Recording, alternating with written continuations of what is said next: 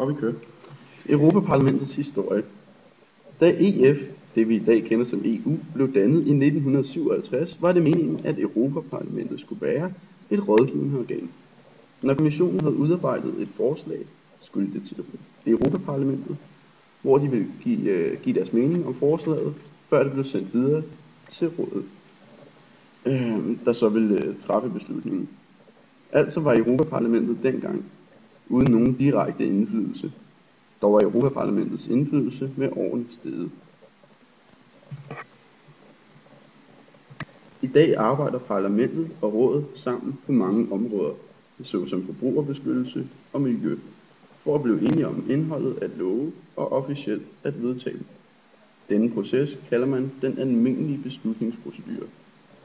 Med Lissabon-traktaten steg antallet af politiske områder, der hører under den nye almindelige lovgivningsprocedure, hvilket har givet parlamentet større indflydelse på lovens indhold på områder såsom landbrug, energipolitik, indvandring og EU's midler.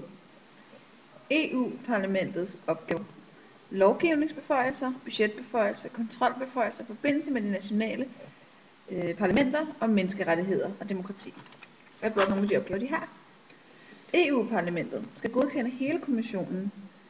Det er også kun parlamentet, der kan fyre kommissionen igen. Dog kan de ikke fyre en enkelt kommissær, men hvis en skal fyres, skal hele kommissionen fyres.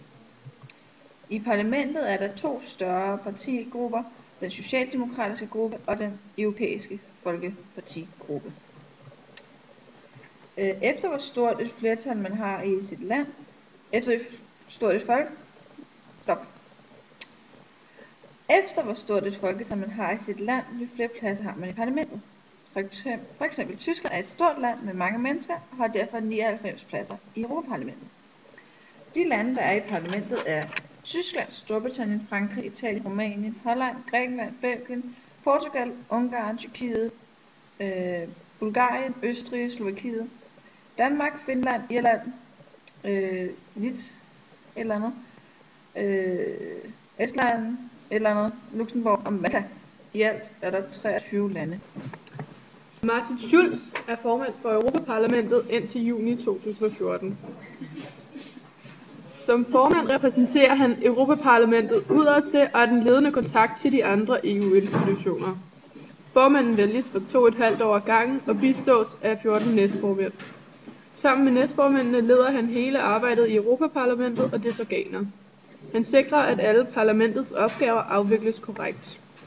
Han fremsætter idéer, der kan styrke den europæiske union, og sørger for at godkende EU's budget, der kan indføres, hvis formanden ikke underskriver det.